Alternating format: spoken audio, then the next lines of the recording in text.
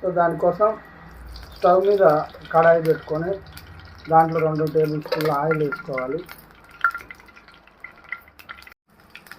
So తర్వాత నూనె వేడైనాక జీలకర్ర, కొంచెం కచ్చపెట్టి దంచి పెట్టుకున్న వెల్లుల్లిపాయలు, సన్నగా తరిగి పెట్టుకున్న ఉల్లిగడ్డలు వేసి బాగా ఫ్రై చేసుకోవాలి.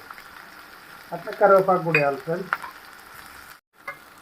సో ఉల్లిగడ్డలు కరివేపాకు వేసుకున్న తర్వాత ఆ ఉల్లిగడ్డలు లైట్గా గోల్డెన్ బ్రౌన్ కలర్ వచ్చేంత వరకు ఫ్రై చేసుకోవాలి. సో గోల్డెన్ బ్రౌన్ కలర్లోకి వచ్చిన తర్వాత కొంచెం అల్లం వేసుకోవాలి. అల్లం వేసుకొని అల్లం పచ్చివాసన పోయేంత వరకు మళ్ళీ ఒకసారి ఫ్రై చేసుకోవాలి. సో తర్వాత కొంచెం పసుపు యాడ్ చేసుకోవాలి. అట్లనే 2 మిరపకాయలు వేసుకోవాలి.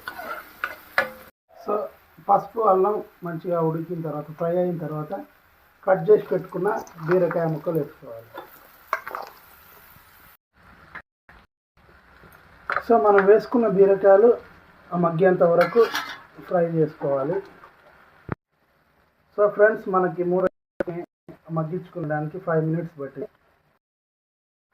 సో ఫ్రెండ్స్ మనకి బీరకాయలు మగ్గడానికి 10 to 15 మినిట్స్ పట్టింది.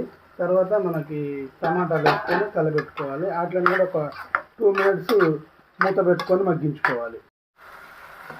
సో టమాటాలు మగ్గిన తర్వాత ఒక 2 టేబుల్ స్పూన్ల కారం వేసుకోవాలి. కారం అనేది మీ ఇష్టం ఫ్రెండ్స్, మీరు ఎంత కారం తినగలిగితే అంత. మాకైతే 2 టేబుల్ స్పూన్ల కారం సరిపోతుంది. కారం వేసి కలబెట్టుకోవాలి. సో ఫైనల్లీ మన బీరకాయ కూర రెడీ అయిపోయింది. లాస్ట్లో దించుకోవడం ముందు కొంచెం కొత్తిమీర వేసుకొని గార్నిష్ చేసుకొని దించుకొని సర్వ్ చేసుకుంటే రెడీ అయిపోతుంది ఫ్రెండ్స్.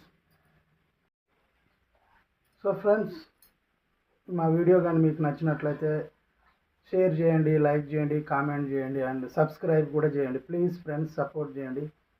మా ఛానల్ని సబ్స్క్రైబ్ చేసి బెల్ గంట మీద క్లిక్ చేసి ఆల్ అనే దాని మీద ఓకే చేసుకోండి friends. Please support, me support చాలా అవసరం ఇప్పుడు మాకు.